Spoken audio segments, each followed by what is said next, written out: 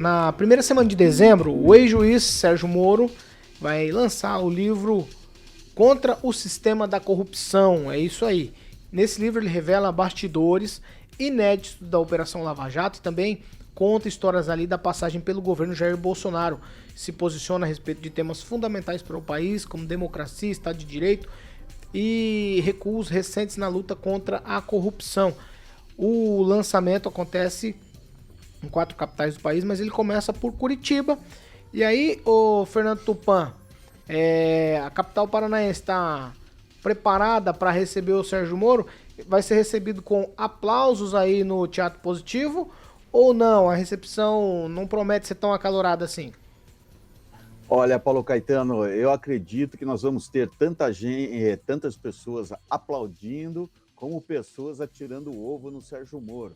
Mas no Teatro Positivo, onde vai ser realizado o evento, o Sérgio Moro vai ter uma entrada especial e com segurança, e o espaço lá tem mais de 2.000 cadeiras que poderão acompanhar o depoimento do juiz. O bacana é o seguinte, o livro vai ser vendido em papel e e-book. Em papel vai custar R$50 e o e-book R$30. E para você participar, vai ser também cobrado alguma coisa que chegará em torno de R$80 para você acompanhar o lançamento do livro do Moro. Mas 10% da lotação será cedida de forma gratuita e as pessoas podem fazer a inscrição através da internet do Teatro Positivo. Eu ontem, quando fui contatado para falar sobre, para receber esse release do evento, eu já imediatamente pedi uma entrevista com o Sérgio Moro para a Pan News e também credencial para acompanhar o lançamento do livro. E espero que nada de ruim aconteça, que não tenha os extremistas lá nos atacando. Ó, eu continuo falando do Sérgio Moro, porque o maringaense, ele já se posicionou, né? O Sérgio Moro é maringaense, ele se posicionou claramente como pré-candidato. E uma matéria de hoje da Gazeta do Povo tem ponderações interessantes sobre o Sérgio Moro. O tema lá são 4 desafios que Moro terá que superar como candidato a presidente. Eu vou enumerar aqui para vocês. Primeiro, terá que fugir da armadilha de ser apenas o candidato anticorrupção. A eleição do próximo ano será sobre economia e ainda é necessário ver qual é o posicionamento do pré-candidato, no caso Sérgio Moro. Segundo, o ex-juiz terá que superar a rejeição. Pesquisas recentes mostram que 58% dos brasileiros desaprovam uma possível candidatura do ex-juiz à presidência da República. Terceiro, lidar com os políticos de forma hábil. Durante o primeiro ano no governo Bolsonaro, o ex-ministro da Justiça teve dificuldades em negociar com parlamentares, por exemplo, o pacote anticrime que acabou sendo aprovado com a exclusão de pontos que eram importantes para ele, Sérgio Moro. Então mostrava ali uma inabilidade com a política. Quarto, a necessidade de melhorar a postura em público. Ele vai ter que deixar de ter a fisionomia de um juiz e virar político, com um semblante mais afável. Agnaldo Vieira, vamos traçar um perfil aqui do que o Sérgio Moro, que com o lançamento do livro, eu acho que o lançamento do livro é o lançamento da pré-campanha, o lançamento de pré-campanha, porque ele toca em pontos sensíveis do Brasil no livro.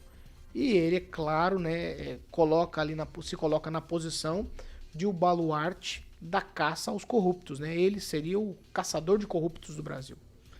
A gente já viu essa história antes, né? Montada até pela TV Globo com o Collor, né? Caçador de marajás, e conseguiu eleger o Collor, e aí a gente viu a maracutaia que estava por trás. No caso, bem diferente do ex-juiz Sérgio Moro, que, né, tem uma trajetória e um histórico realmente, principalmente com a Lava Jato. Não só a Lava Jato, mas principalmente com ela. Eu acho que a Gazeta do Povo foi feliz aí, eu só discordo talvez dessa rejeição dele, que eu acho que não atinge esse número tão alto. Mas outras coisas realmente é isso, né? É a fisionomia, é a apresentação dele. Eu acho que ele chega muito bem na classe média alta, que conhece a história da Lava Jato, que consegue associar ele à Lava Jato. né, como o caçador, o que mandou prender, principalmente gente do colarinho branco, isso é bom. Mas eu acho que ele vai precisar entrar ainda na esfera da classe mais popular, né, o chamado povão. O povão que muitas vezes vê no ex-presidente Lula, né, como um cara do povo, um cara humilde que chegou à presidência. Realmente é uma história, até a chegada dele, muito boa à presidência. E falta esse carisma realmente. O Bolsonaro tem um carisma de um público também diferenciado, mas sabe do jeito dele agradar o seu eleitorado, né? O Sérgio Moro, acho que ainda não falta, que eu sempre disse aqui, a densidade eleitoral. Ele precisa ser conhecido pela população, vai precisar articular muito bem um vice para a sua chapa e melhorar a oratória, já está fazendo isso. Melhorar a sua oratória, ser mais a cara do povão. Eu acho que isso vai auxiliá-lo, né? E agora eu até retiro o que eu disse anteriormente, que era de que ele não conseguiria chegar talvez ao segundo turno, mas eu acho que ele está trabalhando para isso e realmente vai dar trabalho, vai despolarizar a coisa Lula e Bolsonaro. Pamela Bussolini, 4 desafios. Ele supera os 4 desafios? Paulo, eu acho interessante, né, esses apontamentos aí.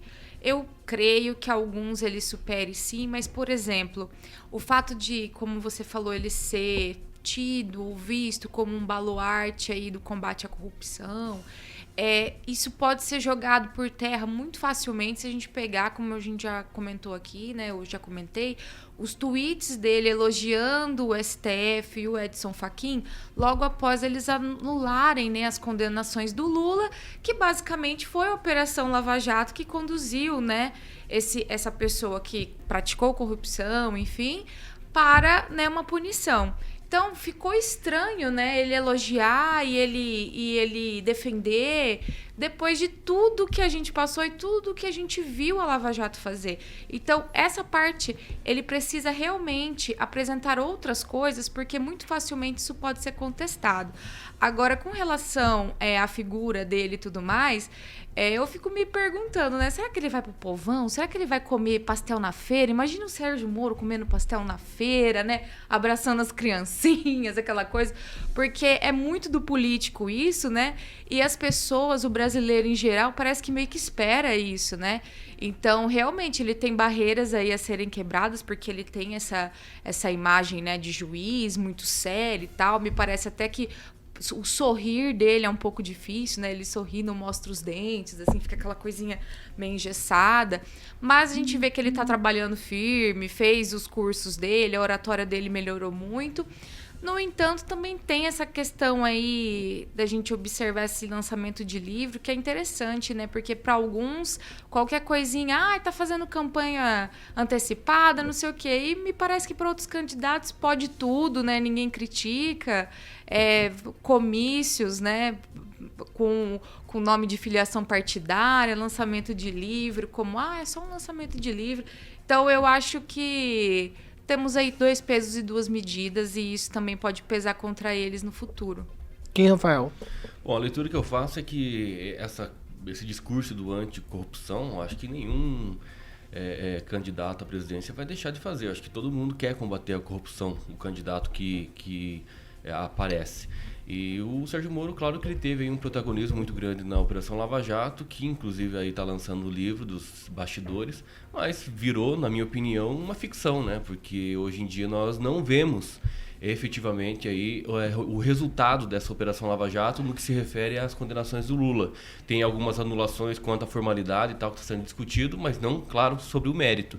Mas realmente, infelizmente, nós temos aí uma pessoa que se diz uma possível terceira via, né? Porque ele ainda não é candidato, mas é já pré-candidato. Então eu acho que poderia aparecer mais pessoas, viu, Paulo? Porque realmente, se a gente esperar por Sérgio Moro não tem as qualidades que eu acho que hoje o eleitor quer de um presidente da República ou um candidato a presidente da República.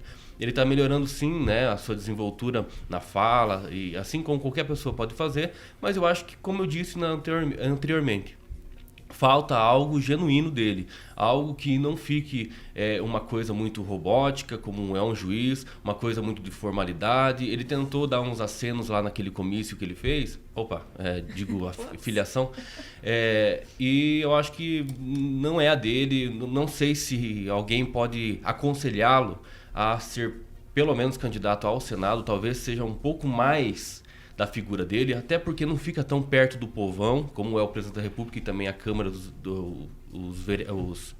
deputados federais. E eu acho que ele podia mudar, sim, e alguém aconselhá-lo a mudar, tá? Mas eu acho que essa é a minha leitura. Ô Tupã, tem algum desses pontos aí que a Gazeta do Povo apontou que você discorda? Veja só, Paulo Caetano, eu acho que o que o Moro precisa aprender é sorrir. O Moro tem uma cara carrancuda desde que eu conheci ele em 2002, naquele processo que rolou na Assembleia Legislativa do Paraná de tráfico de drogas. Lembra que foi um Deus nos acuda, foi quando ele apareceu. E ele sempre foi um cara assim de sempre ter um jeitinho mal-humorado. Agora, como candidato, ele tem que sorrir para Deus e todo mundo. E como falaram, ele vai ter que pegar, acho que foi a Pâmela, vai ter que pegar a criancinha, beijar no rosto, vai ter que dar mão para mendigo, vai ter que andar na rua, vai ter que enfrentar o povão mesmo.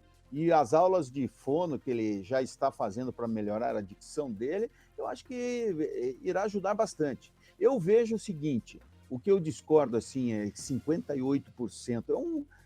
Esse número pode ser até verdadeiro, que 58% não queiram o Moro. Mas cá entre nós, por exemplo, eu hoje, minha intenção hoje é votar no Sérgio Moro. Por que votar no Sérgio Moro?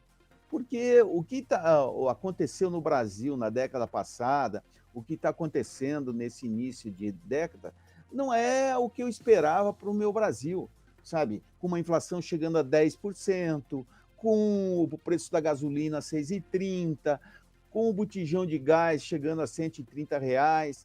Então, nós precisamos de esperança. Por exemplo, se for para o segundo turno, por exemplo, o presidente Luiz Inácio Lula da Silva, o ex-presidente Luiz Inácio da Silva, e o presidente Jair Bolsonaro, eu não vou pensar duas vezes, eu não vou votar no Lula mais. Prefiro aguentar as grosserias do presidente, que quando esteve com a gente não mostrou ser grosseiro. Ele mostrou ser um militar firme, de conversa e com aquela coisa, soldado marcha. Lembra disso que a gente fazia esse tipo de brincadeira quando a gente era criança? Vamos lá, marchando. E, sério, mas vou te falar uma coisa, surgiu uma outra via, ou colocar, eu discordo do Kim, assim, que ele seria melhor para o Senado. Ele hoje, ele vai sair candidato a presidente justamente para desafiar o poder, o mainstream político brasileiro. Ele vai se mostrar como uma terceira opção. E quem pode apostar? Ele, se tiver 42% dos votos dos brasileiros, ele estará no segundo turno, ou contra Lula, ou contra Jair Bolsonaro, o que vai ser bastante divertido. Eu não espero nada da candidatura do Ciro Gomes, que é uma candidatura até meio parecida, ele tem um gênio mais ou menos parecido com o do presidente Jair Bolsonaro, só que muito mais, como eu posso te falar, muito mais grosseiro do que qualquer outra coisa.